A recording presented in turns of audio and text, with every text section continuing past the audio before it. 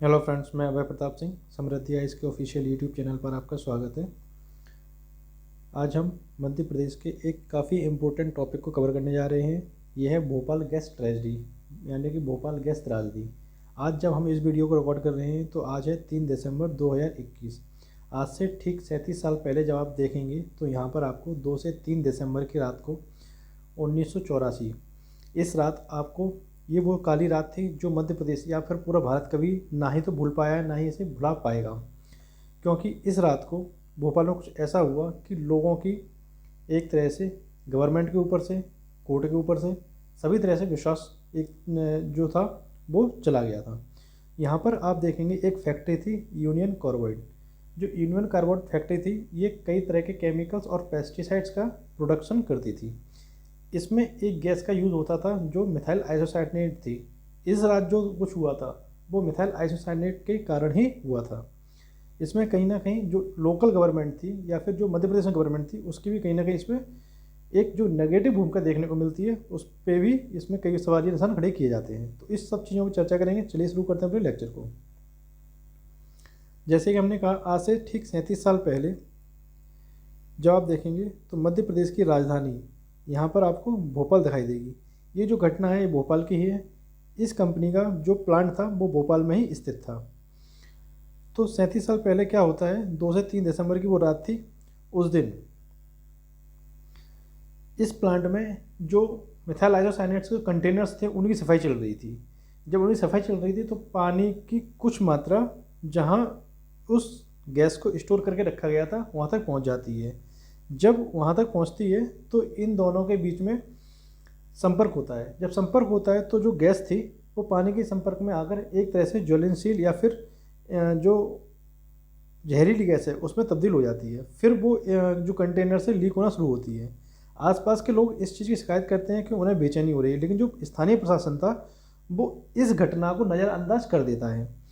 फिर जब इस घटना के बाद जो भयावह शुरुआत स्थिति होती है उसमें जो चश्मदीद थे, जो देखने वाले थे या जो मीडिया कर्मियों ने इस चीज़ को कवर किया था, उन्होंने बताया है कि इतनी डेड बॉडी थी कि उन्हें एक जगह से दूसरी जगह ले जाने के लिए गाड़ियाँ कम थी। लोगों की चीख इतनी ज़्यादा थी कि आपस में भी बात करने वालों की आवाज़ नहीं सुनाई देती थी, और धुआं इतना ज़्यादा था कि वहाँ पर एक दूसरे को पहचानना भी मुश्किल हो रहा था। आज हम जब इस चीज़ की बात करते हैं तो इस चीज़ की गंभीरता को हम नहीं समझ सकते जो उस टाइम उन लोगों ने उसे झेला हो। तो यहाँ पर आप देखेंगे इस तरह के कई सारे कंटेनर होते थे, इनमें गैस को स्टोर करके रखा जाता था। इसी में से एक में थी मिथाइल आइसोसाइनेट। ये एक तरह से ज्वलनशील गैस होती है, लेकिन जब ये पानी के संपर्क में आती है तो एक तरह से जहरीली गैस में तब्दील हो जाती है।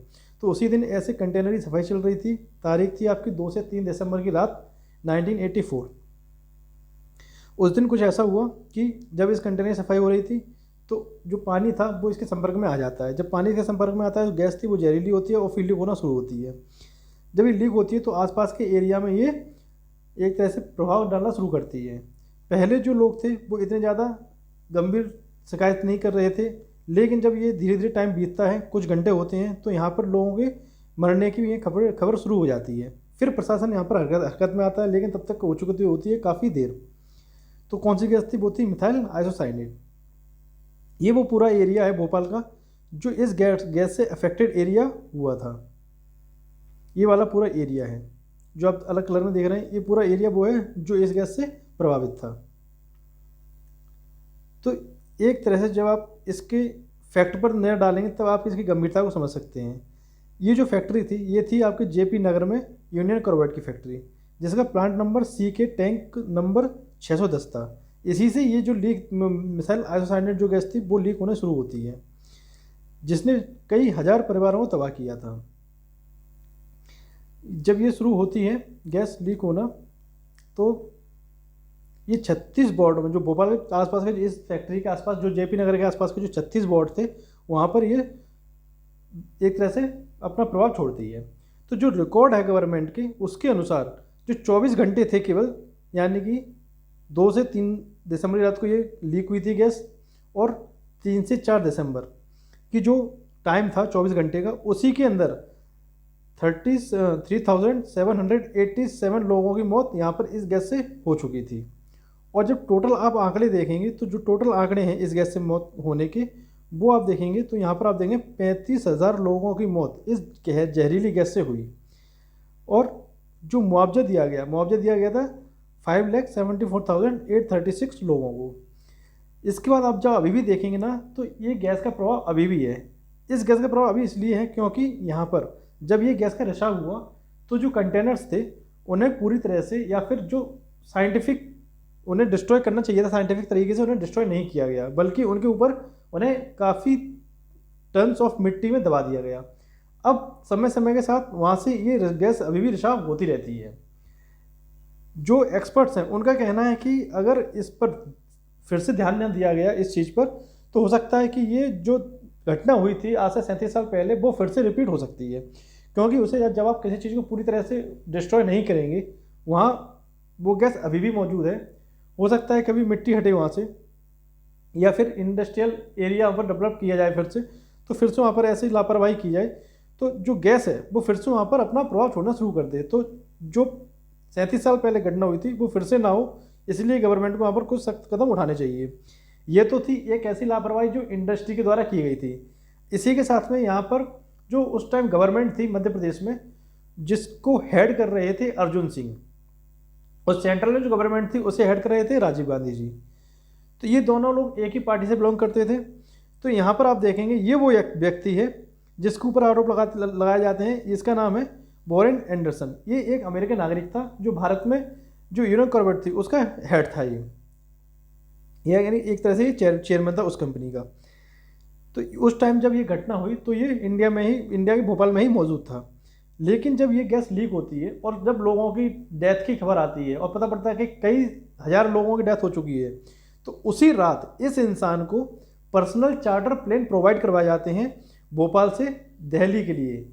भोपाल से दिल्ली तक इसे गवर्नमेंट के प्लेन से भेजा जाता है, और उसके बाद इसे पकड़ने की जगह ये अपने पर्सनल प्लेन से दिल्ली से पहुंच जाता है ये सीधे अपने होम टाउन यानी कि अमेरिका। फिर उसके बाद ना तो ये कभी इंडिया आता है, ना ही इसे लाने की कोशिश की जाती है। यहाँ पर गवर्नमेंट की जो एक भूमिका देखी जाती है, नकारात्मक भूमिका, वो सामने आती है कि कैसे एक व्यक्ति जिसने यहाँ पर इतनी बड़ी ट्रेजेडी को जो एक मतलब होने दिया, और उसे आपने इतने आराम से भगा दिया। फिर उसके बाद सब बात आती है जो कोर्ट थी, सुप्रीम कोर्ट थी, उसके नज़रिए पर। क्योंकि उस टाइम आप देखेंगे यहाँ पर कई लोगों की डेथ हुई थी। जैसे कि आप देखेंगे टोटल जो 35,000 लोग थे उनकी यहाँ पर डेथ हुई थी। और हाल के हाल उसी 24 घंटे के अंदर आप देखेंगे तो अप्रॉक्स 3500 से लेकर 4,000 लोगों की जो ऑफिशियल डाटा है उसके अनुसार मौत हुई थी। लेकिन जब आप देखेंगे हकीकत में देखेंगे तो ये डाटा कई ज़्यादा आगे बढ़ के दिखाई देता है, क्योंकि उस टाइम केवल मुआवजा उन्हीं लोगों को मिल पाया जो वहाँ पर रजिस्टर्ड के तौर पर रह रहे थे। कई सारे लोग ऐसे थे जो फैक्ट्री में काम करते थे लेकिन उनका कोई लिखा हुआ ब्यौरा नहीं था। उन लोगों को इसमें ना तो कोई मुआवजा मिला, ना ही उनके साथ कोई हमदर्दी पेश की गई।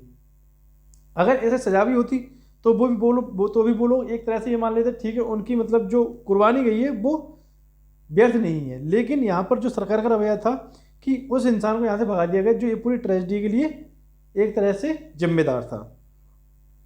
तो ये वो ट्रेजेडी थी जो 2 से 3 दिसंबर को यहाँ पर हुई थी। अब वर्तमान में भी अभी आप देखेंगे कई मतलब कि लगभग 3 दशक बीत चुके हैं। 14 दशक यहाँ खत्म होने वाला है, 37 साल यहाँ पर कंप्लीट हो चुके हैं। उसके बाद भी वर्तमान में आप देखेंगे जब भी नई गवर्नमेंट यहाँ पे इलेक्ट होकर आती है वो अपने यहाँ पर एक मिनिस्टर को केवल भोपाल जो राहत कार्य है उसके लिए, राहत बचाव कार्य है उसके लिए यहाँ पर एक अलग से डिपार्टमेंट बना के रखा हुआ है जो सिर्फ ये काम को सुनिश्चित करता है कि वहाँ से उस गैस का रिसाव फिर से ना हो। वर्तमान में भी उसे साइंटिफिक तरीके से दबाने की कोशिश नहीं की गई है, ना ही अभी ये इसे किया जा रहा है। ये हमारा टॉपिक था कि किस तरह से एक लापरवाही ने कई सारे लोगों की जान ली थी। जल्दी मिलेंगे आपसे अगले किसी और इम्पोर्टेंट टॉपिक के साथ। बने रहें समृद्धि आई के साथ। चैनल को लाइक करें, शेयर करें, सब्सक्राइब करना ना भूलें। Thank you. जय हिंद।